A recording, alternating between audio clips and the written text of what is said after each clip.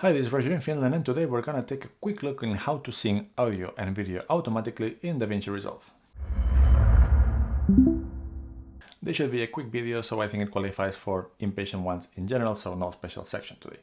But you can sync audio in Davinci Resolve in 3 different ways. One is to do it manually, the second one is to do it automatically by waveform, and then you can do it automatically by timecode.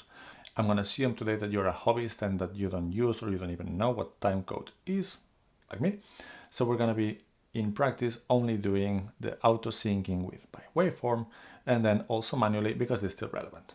So let's hop to Davinci Resolve. All right, now we're in Davinci Resolve, and if you hear some noise in the background, it's my laptop trying to take off. But as you can see, we have 3 video clips and 3 audio clips. And if you check the duration, it's easy to know which is a match for which. And I'm gonna use the 3 to show you how to sync through using the auto functionality and syncing waveform, then doing the same thing and appending tracks, and finally doing some manual syncing. Also, to show you how fast this is, I'm going to be first of all syncing the longest clip, which is this. This is almost 11 minutes.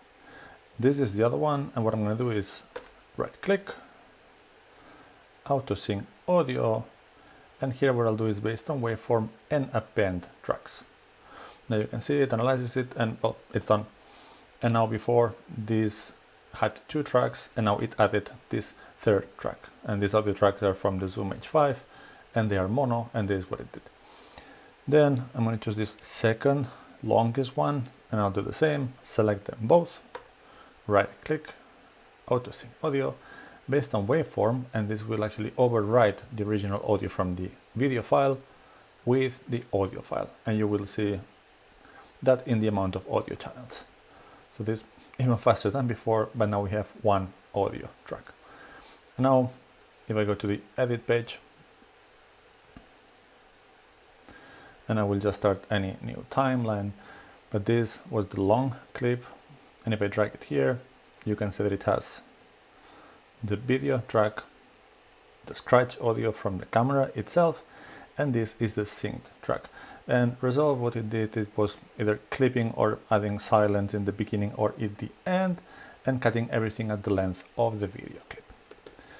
Then if I drag the second one, and remember that this one we did sync without appending, what it did was to just add the audio track, that mono track by the way, and replace the original audio track from the video just with this one.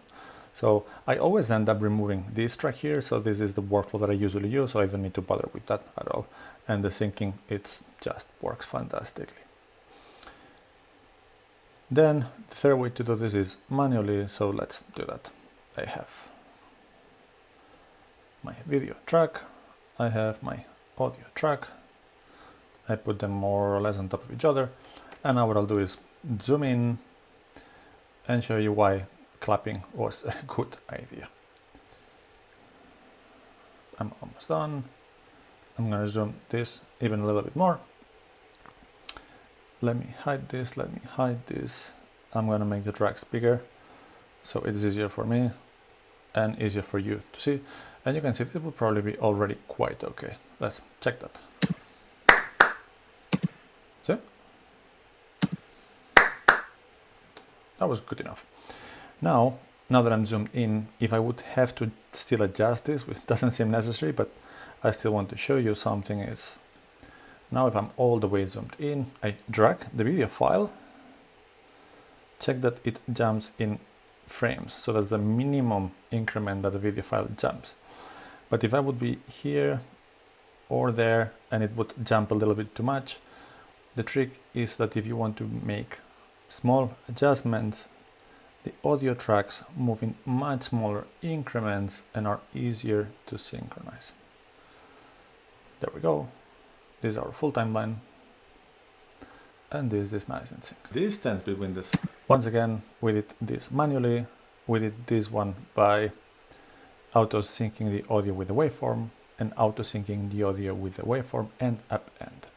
I did it in the media panel, but you could do that also in here exactly in the same way. So we knew that this and this were the same length, so it's exactly the same menu. It just appears in the media pool instead of being in the media storage. But that's it.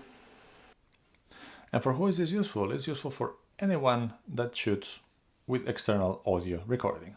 And I made quite a few videos about the Zoom H1n, and I imagine people using affordable cameras with something like the Zoom H1n, but afterwards you need to synchronize those things. So now we took a look on how to do that easily. Alright, I hope we clarified something today. If you like the video, please like and subscribe, and we're gonna see you soon for some more content.